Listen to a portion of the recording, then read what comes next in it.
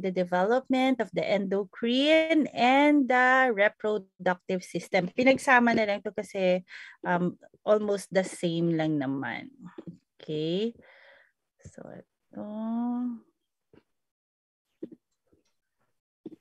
Okay, so can you see my slides, class? My slide.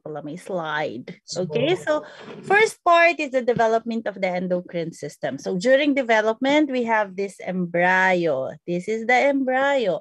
So there are series of externally visible anterior tissue bands underlying the developing brain. This structure, class, gives rise to the structures of the head and neck. Okay, these are the arches, the pharyngeal arches. Okay, in humans, we have 5 pharyngeal arches, but externally on the embryo, you'll be able to see only 4 of these arches. So, ayan. Kasi kaya namin to pinakita ng picture na to. So, you have an idea what are those pharyngeal arches, pouches. So, eto to. This is the developing brain. So, you have here this anterior tissue bands. Okay, so again, these are your pharyngeal arches. Usually it appears during 4th to 5th week of development. Again, these pharyngeal arches gives rise to the formation of your head and your neck structures. Head, my toes, my knees, my head, but head and neck structures. So these are your arches. It is composed of your pouches, your mesenchymal core, and the external ectoderm. Okay, so the pharyngeal pouches, so maririnig nyo. Okay, so the arch, again, that is the whole structure. It is made up of your pouch, your mesenchymal core, and the ectodermal lining. Okay, so the pouches, pag narinig nyo yung pouch, that is the endodermal side. So this is the endodermal side. That again is your pharyngeal pouch. Okay, externally, this is the ectodermal side, and at the center here, this is the mesenchymal core. Okay, the mesenchymal core, which is made up of your, so this is the mesenchymal core. It is made up of your nerve, blood vessels, cartilage, muscles, yun. Mesenchymal core, the endoderm, which is the pharyngeal pouch, and you have here the ectodermal lining. Okay, so you have here this separation between the arches, that is the pharyngeal cleft, which arises from the ectodermal side. Okay? So yan, ile-lecture naman yan ni Dr. Vibar. So you'll have an idea lang during our lecture or our orientation kung ano yung mga sinasabi kong pouches, arches, okay? So again, pharyngeal pouches form on the endodermal side. Okay, endodermal side.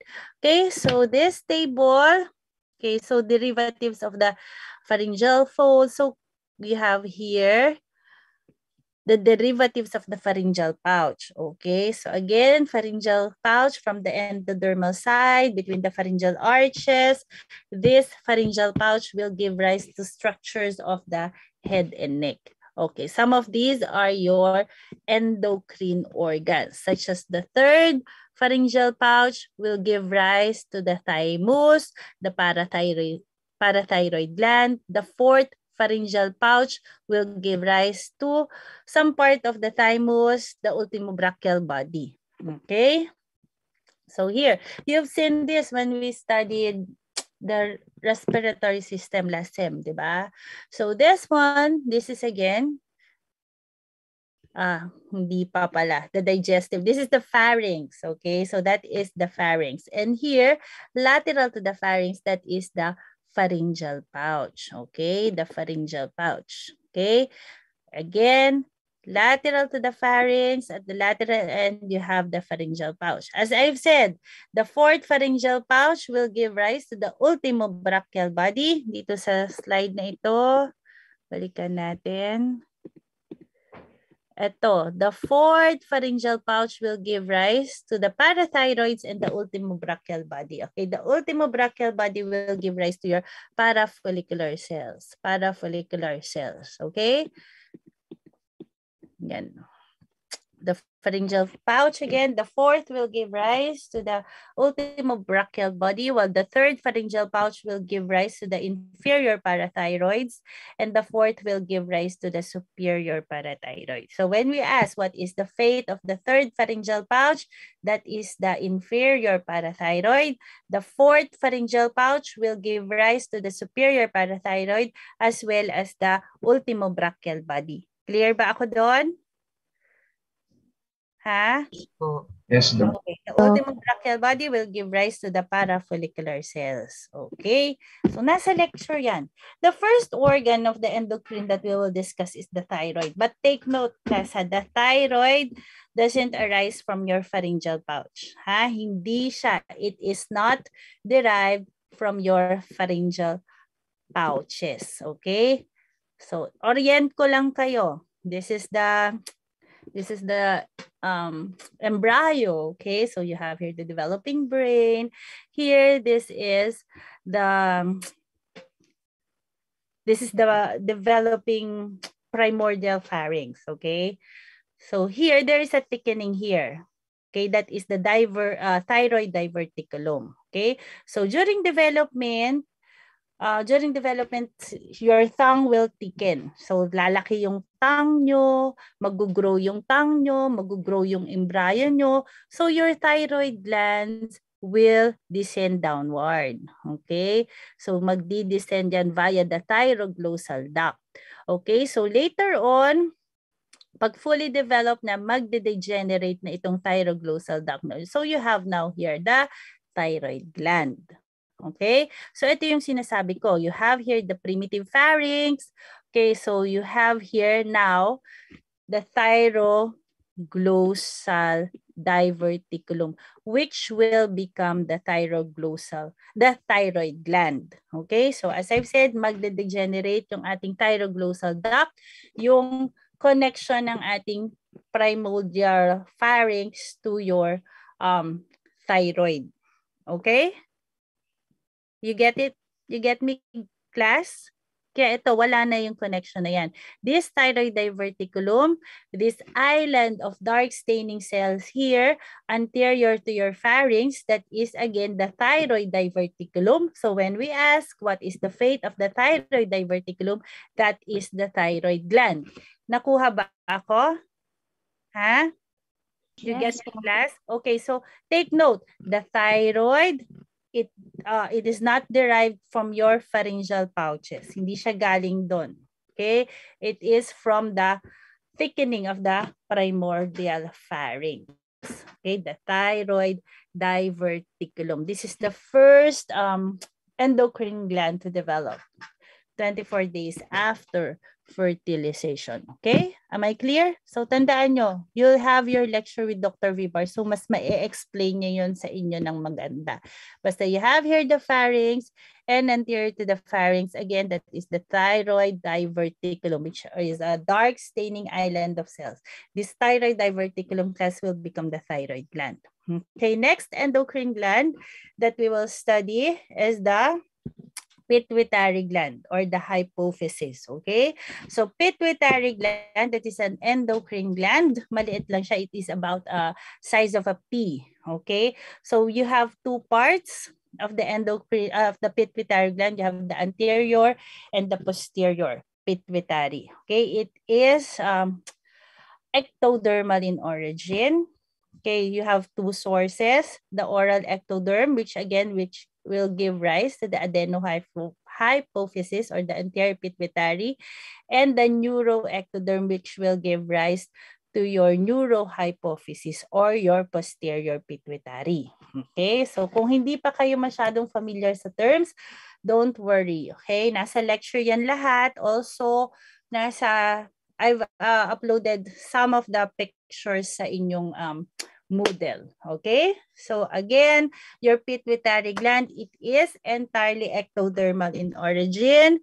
Okay? It has two distinct punctures, okay, that is developed embryonically. The adenohypophysis again, okay, it gives rise to the anterior pituitary. This is an pouching here from your oral ectoderm. This is your oral ectoderm. Again, your oral ectoderm will give rise to the anterior or adenohypophysis.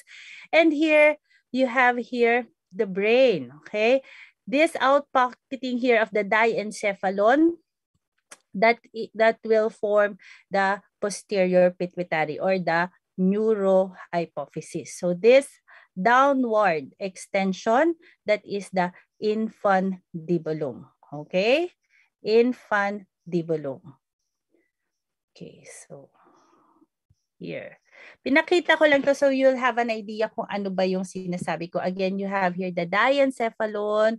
Okay, you have here the you have here the oral ectoderm. So this outpocketing here, that is the Rathke's pouch. It will give rise to your adenohypophysis. And here, this outpocketing here in the diencephalon, which is part of the brain, will give rise to your neurohypophysis. Okay, so again, this is just a landmark. This is your developing eye.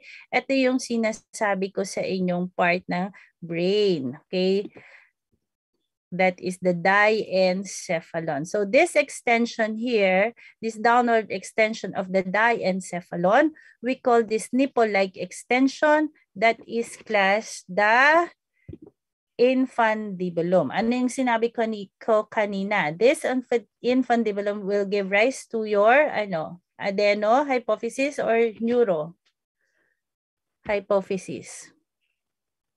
Class. Neuro kasi brain ito eh. So this will give rise to your neurohypophysis. Okay? Class, naintindihan ba? Yes po. O naguguluhan kayo? Huwag kayo mag-alala, may lecture kayo niyan. So again, take a look at this slide. This is just a landmark, this developing eye here. Okay? Hindi namin to itatanong. So pag nakita nyo itong developing eye nyo, you are at a level of a brain structure. And that brain class is the diencephalon. Okay, ito diencephalon. This is just another landmark. Ano ba yung sinabi natin kanina? This extension of the diencephalon, that is the infundibulum. Itong nipple-like projection na ito, itong extension ng diencephalon, that is the infundibulum. This infundibulum class will give rise to your neurohypophysis or your posterior pituitary or the pars nervosa. Okay, so neurohypophysis, later you will find out during your lecture, it is made up of 3 parts: the supraoptic, the paraventricular nuclei of the hypothalamus, and the supraoptic co-hypophyseal tract. Yun yung mga parts ng ating neurohypophysis. Okay, and the posterior pituitary. O, mamaya na yan sa lecture nyo. Okay, pars nervosa. Are we clear? Ha? May clear class? Yes po. Yes po. Okay. So ito. Okay. So nawala na. This part here now, that is an extension naman of your oral ectoderm. So again, this is just a landmark. So ito, nakita nyo hindi siya nakakabit dito sa ating diencephalon. Because again, this is an extension of the oral ectoderm. This one class, yung nakadetach na yan sa diencephalon, that is the Rathke's pouch. Again, this developed from the roof of the oropharyngeal membrane. Okay? So later, it will come in contact with the infundibulum to form your pituitary. So again, pag nakadetach siya sa diencephalon, that is the Rathke's pouch. Am I clear? Clear ba ako? Yes, okay. Pag detach siya, again, Rathke's pouch. You have the same identifying structures for you to be able to know that this is the Rathke's pouch. You have here the developing eye, iba na itsura niya. You have here still the diencephalon. Ha? Detach siya sa diencephalon. Okay? Landmark nyo lang yung mga yan. Yung developing eye and diencephalon. Clear? Okay, so again, the Rathke's pouch, it will give rise to your adenohypophysis. You have three parts, the pars distalis, the pars tuberalis, and the pars intermedia. Okay? Okay. Now we go to the pancreas. Okay, so development of the pancreas. This is the stomach. This is the duodenum. You have here the pancreas, the ventral and the dorsal pancreatic bud. So you can see, class, here, this is the pancreatic duct. Pancreatic duct. So this will rotate. Magro-rotate tong ventral pancreas nyo to attach or fuse with the dorsal pancreatic duct. Okay, with the duct of the dorsal pancreatic. The duct, para mas madali. The duct of the ventral and the duct of the dorsal pancreas will fuse. Okay? So mag-fuse yan. Kaya yung pancreas nyo, magiging isang organ na lang siya during the 8 weeks of development. Okay? Kasi again, the ventral pancreas will fuse going to the dorsal pancreas. Okay? So they will fuse. Okay? So their secretions now will go to the duodenum. So you will see later that the part of the pancreas near the duodenum, that is usually the ventral pancreas. Okay? Kasi galing dyan, pupunta sa likod, magro-rotate, and it will fuse with the duct of the dorsal pancreas. So again, you have here, tingnan natin to nilagay ko nga to para you'll have an idea. Okay, so this is the stomach, this is the duodenum, this is the dorsal pancreas, and this is the ventral pancreas. So you can see that the dorsal pancreas, it is located near the stomach, while the ventral pancreatic bud or the ventral pancreas, it is near the duodenum. Tingnan nyo tingnan. Okay, so this is again the stomach. Okay, if you still remember, this is the stomach, that is your landmark. Okay, so near the stomach at the dorsal mesentery, you have the dorsal pancreatic bud. The dorsal pancreatic bud. Am I clear? So pag nakita nyo yung stomach, this is the dorsal mesentery. So this island of cells, dark staining cells here at the dorsal mesentery near the stomach, that is the dorsal pancreatic bud. Okay, clear? The dorsal pancreatic bud. So since dalawa yung embryonic development niya, iba ang fate ng dorsal pancreatic bud nyo. The dorsal pancreatic bud, class, will give rise to the head, specifically the superior part of the head of the pancreas, the body, and the tail of the pancreas. Okay? Am I clear? Clear. So again, when we ask for the fate of the dorsal pancreatic bud, it is the superior part of the head, the body, and the tail of the pancreas. So again, this is another picture. You have here the developing liver, So you have here the stomach, and you have here the dorsal pancreatic bud. Okay?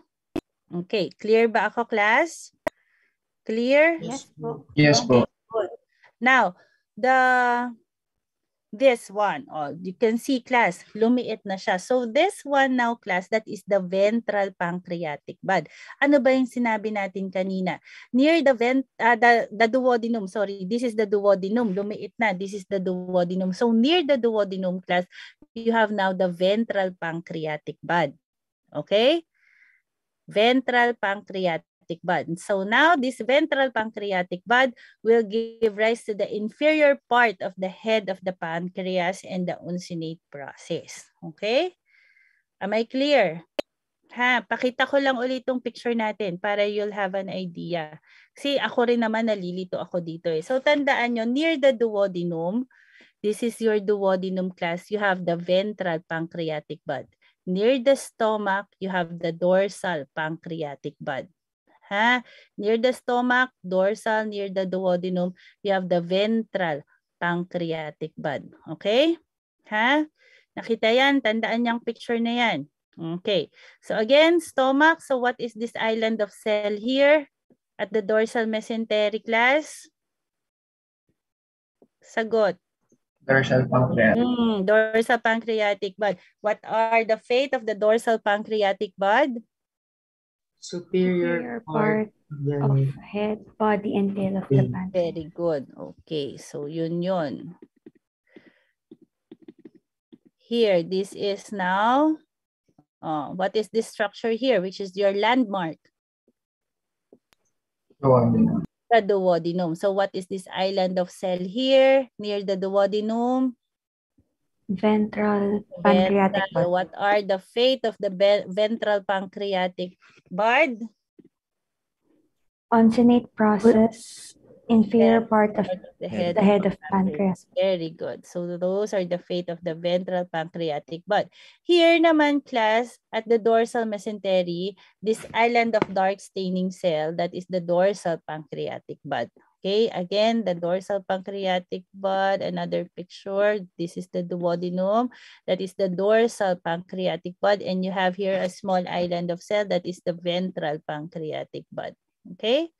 So again, the fate of the ventral pancreatic bud, you have the uncinate process in inferior part of the head of the pancreas, while the dorsal pancreatic bud will give rise to the head, the superior part of the head, the body, and the tail of the pancreas. Okay? Okay. Paulit-ulit lang yan. Okay. Okay, now for the development of the reproductive system, okay, this is the developing kidney. You have here this thickening here. Do you still remember this, class? This is the colon, the mesocolon. Okay, so here you have here this thickening at the medial side of the developing kidney. That is the urogenital ridge. Urogenital ridge. This urogenital ridge, class, will give rise to the indifferent gonads. So Dr. Vivar will explain kung ano yung indifferent gonads nyo. Okay? So again, this is the developing kidney. You have here at the medial side, mas maumbok na siya, mas thicken na siya, larger na siya. That is now the indifferent gonads. Okay?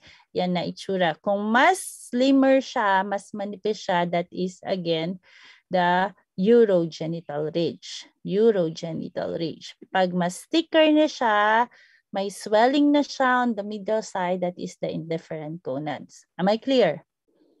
Am I clear? So during the development of the urinary system, you've encountered this. Okay, na-encounter nyo na ito. This is class. Oh, what is this structure here? Mesonephric duct. Yes, very good. The mesonephric duct. Okay, or the Wolffian duct. In male, what are the fate of the mesonephric duct? Male ductal system. Yes, the epididymis, the vas deferens, the seminal vesicle, the ejaculatory duct. While in females, this duct will